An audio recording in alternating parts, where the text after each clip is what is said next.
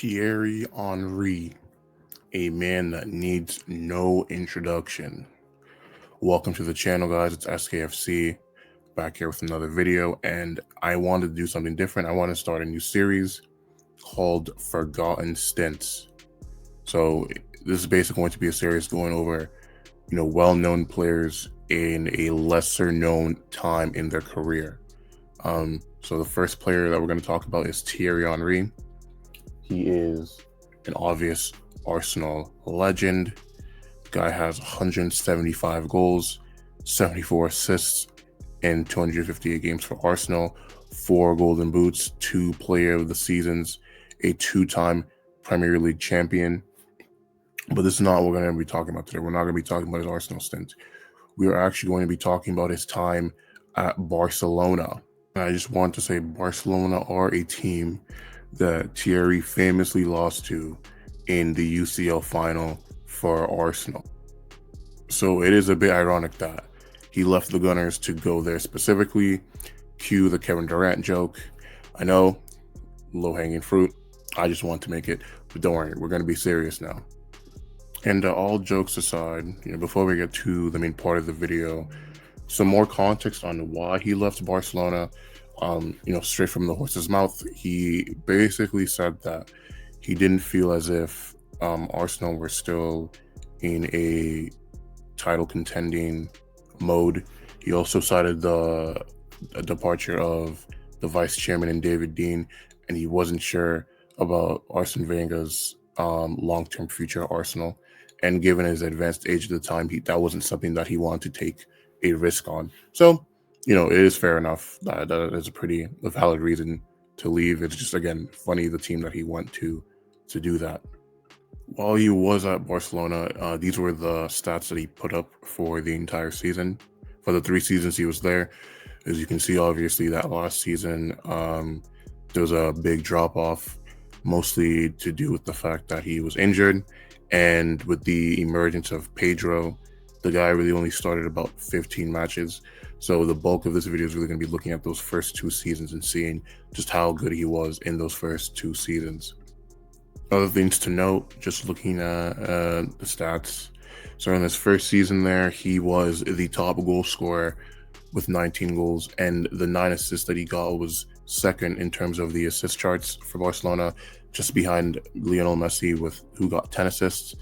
And that season, they ended up finishing 3rd. It wasn't a particularly good season. They got knocked out by Man United in the UCL semifinal. And obviously, the second season he was there, the 08-09 season, it's a very famous season. It was Pep Guardiola's first season at Barcelona. They ended up winning a treble. He, along with Eto'o and Messi, scored 72 goals, which at the time was the record for the most goals by a trio in La Liga.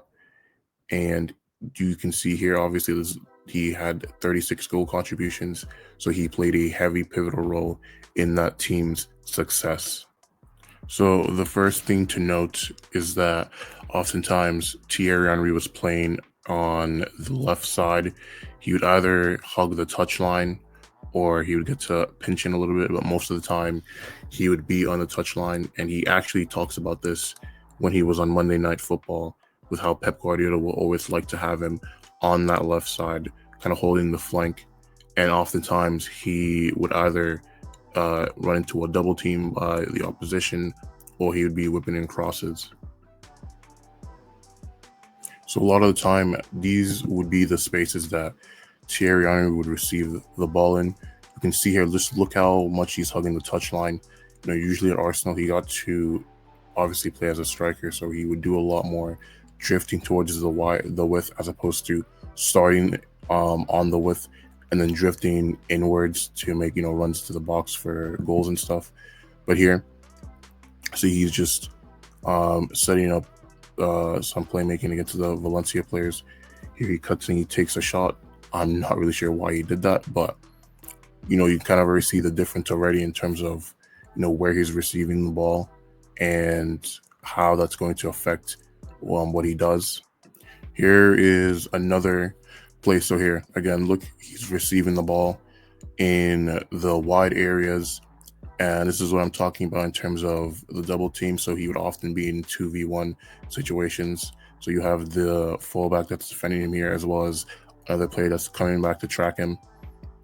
So in a situation like this, Thierry Henry would usually either, like he's about to do, try to beat one of the fullbacks with his speed to, whipping across if he can, which he doesn't fail to do in the situation. Or another thing he would try to do is just kind of find the pass in between two players when he's being set up like that. And it's not to say that he never, got a chance to take up those central zones. As you can see here, he makes a good run into the middle, gets the ball over the top, is able to settle it down, and I believe he ends up scoring. So he scores a really nice one-touch ball, and he does this by making those central runs. So he still got to do that, and that is actually how he scored a lot of his goals. But that it wasn't the type of zone that he would take up. A lot of the times, most times, like I said, he would start wide and drift in, as opposed to starting in the middle and kind of being able to free roam wherever he wants, like he was able to do at Arsenal.